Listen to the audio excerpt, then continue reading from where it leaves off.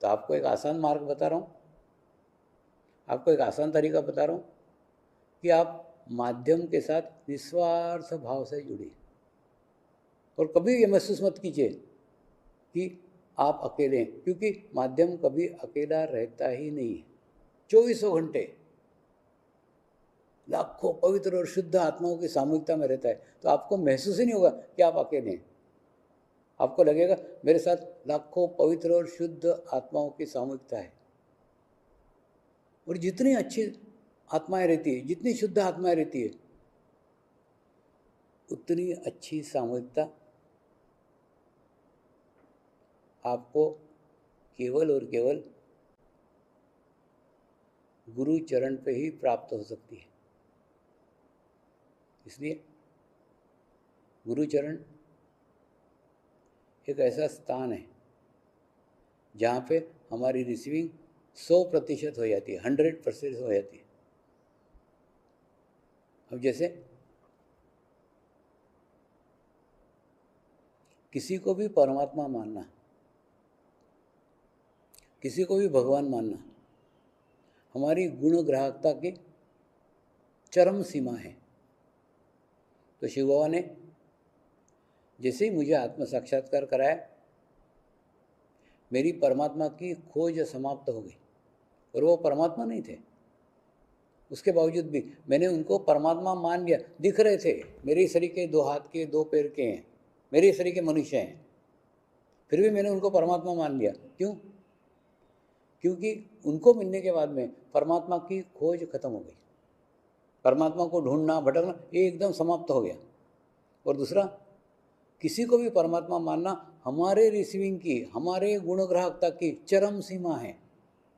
तो जैसे ही मैंने उनको परमात्मा माना, मेरे सारे दरवाजे खिड़कियां खुल गए, मेरी गुणग्राहकता की चरम सीमा प्राप्त हो गई और उनके अंदर की अंतर्मुखी शक्तियां मुझे प्राप्त हो गई। जो उनकी अंतर्मुखी शक्तियां, वो उन्होंने सालों से तपस्या करके प्राप्त करके रखी थी, वही अंतर्मुखी शक्तियां ऑटोमेटिकली मुझे प्राप्त हो गई। क्यों? क्योंकि मैंने 100% उनको रिसीविंग मेरी खोल दी थी। और उसके बाद में मैंने ही महसूस किया कि परमेश्वर मेरे ही अंदर है, परमात्मा मेरे ही अंदर है। परमात्मा अपने ही अंदर रहता है, आपके भी अंदर है, सबके अंदर परमात्मा है। लेकिन वो परमात्मा तक जब तक हम नहीं पहुँचते, तब तक हमारी खोज बाहर के परमात्मा के चलती रहती है। लेकिन जब तक कोई हमको अंतर्मुखी करने वाला माध्यम हमारे जीवन में नहीं आता, तब तक हमारा सर्चिंग, हमारा खोज बाहर चलते रहता है। और एक बार हम अंतर्मुखी हो गए ना, फिर सारी खोज समाप्त हो जाती है और हम अंतर्मुखी हो जाते हैं। परमात्मा अपने ही अंदर है। अब आपको बताऊँ क्या, एक सामान्य साधक में और मेरे में कोई अंतर नहीं है, केवल एक ही अंतर है, मुझे परमात्मा मिल गया है, साधक खोज रहा है, बस और कुछ नहीं। परमात्मा मिल गया, फिर सारी खोज ही समाप्त हो जाती ना। लेकिन अंतर्मुखी परमात्मा प्राप्त करने के लिए मुझे प्राप्त हुआ है, वो साधक को नहीं हुआ है। साधक, प्रत्येक साधक को हो, ये मेरी इच्छा है। और वो होने के लिए माध्यम को परमात्मा मानना होगा। माध्यम परमात्मा नहीं है, माध्यम परमेश्वर नहीं है, लेकिन माध्यम को परमात्मा मानना होगा, तभी जाकर के हम अंतर्मुखी हो सकते हैं। शिव बाबा परमात्मा नहीं थे, कोई भी शरीर परमात्मा हो ही नहीं सकता, ये धारणा लेकर के मैं बचपन से चला था। उसके बावजूद भी शिव बाबा को परमात्मा माना। क्यों? क्योंकि उनको मिलने के बाद में परमात्मा की खोज खत्म हो गई, इसलिए उनको परमात्मा माना। और दूसरा, परमात्मा मानना हमारे आत्म समाधान की चरम सीमा है। प्रत्येक मनुष्य का लक्ष्य परमात्मा की प्राप्ति है। और परमात्मा की प्राप्ति एक ऐसा दिव्य समाधान है कि वो समाधान मिलने के बाद में एकदम पूर्ण सेटिस्फेक्शन हो जाता है। फिर कुछ पाने की इच्छा ही नहीं रहती, कुछ रहने की इच्छा ही नहीं रहती। जब ऐसी स्थिति होती है ना, तब फिर बाहर की सारी खोज खत्म हो जाती है और फिर अपने ही मस्ती में, अपने सुख में, अपने आनंद में मस्त रहते हैं। और ऐसी स्थिति प्रत्येक साधक को मिले। लेकिन ये कब होगी?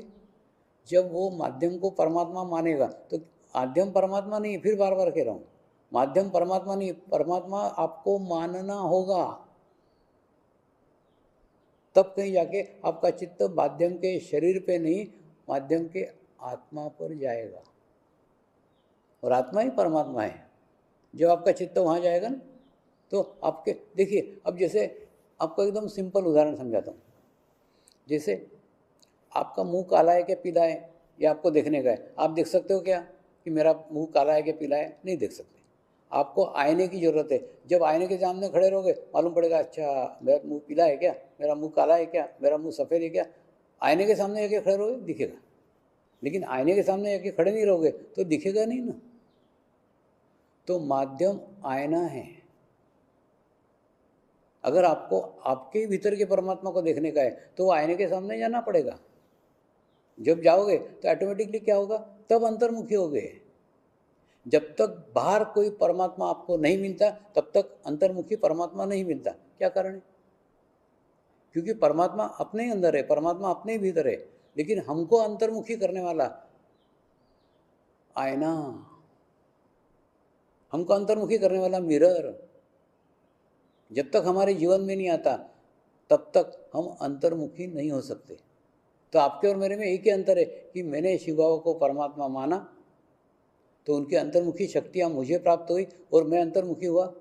तो जब तक आप माध्यम को परमात्मा नहीं मानते तब तक आप उनकी अंतर्मुखी शक्तियाँ प्राप्त नहीं कर सकते और आप अंतर्मुखी नहीं हो सकते। और जब तक अंतर्मुखी नहीं हो सकते तब तक आध्यात्मिक प्रगति संभव ही नहीं है।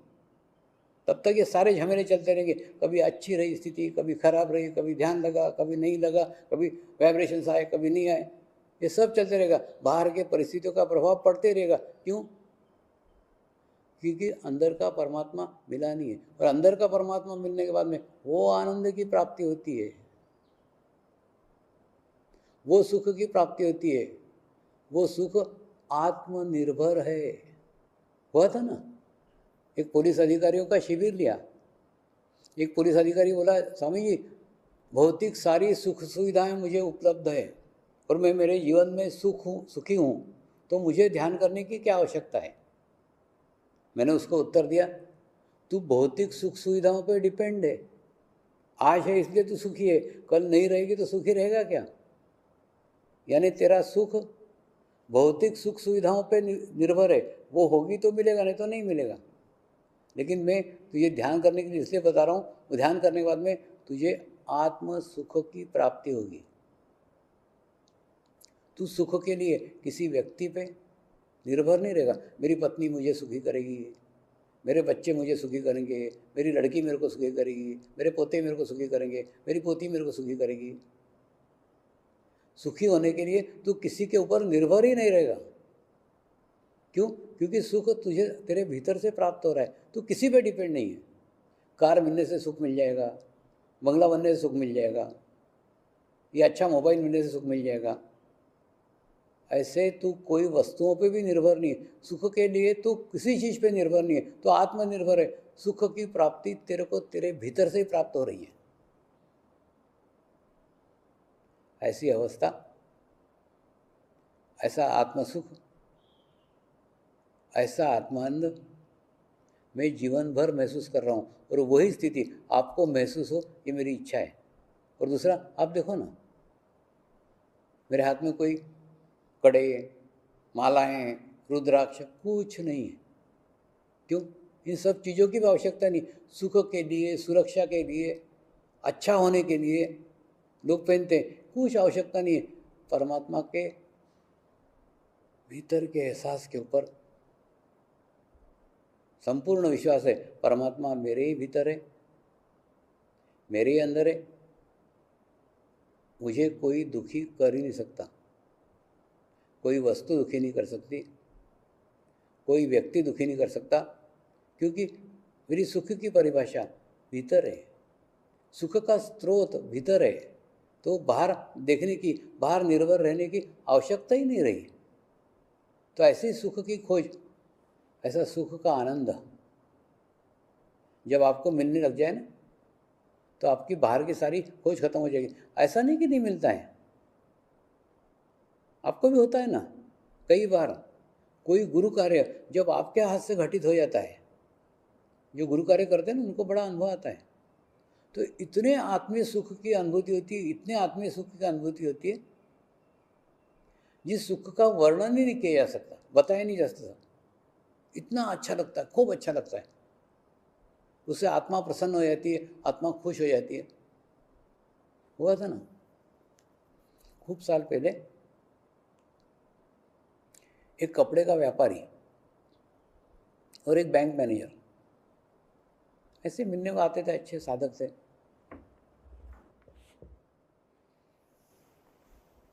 और वो दोनों बोलते, स्वामी जी आप 2-2 घंटे प्रवचन देते रहते हो, 3-3 घंटे प्रवचन देते रहते हो। वो कपड़े का व्यापारी बोलता है, स्वामी जी एक आधी औरत ना ज़्यादा नखरे करे ना तो हम बोलते हैं नहीं हमारे यहाँ नहीं है साड़ी को, मैंने जिस साड़ी को बेच करके 4 पैसे हमको मिल सकते हैं वो पैसे भी हम छोड़ देते हैं, लेकिन हम टाइम नहीं बर्बाद करते हमारा।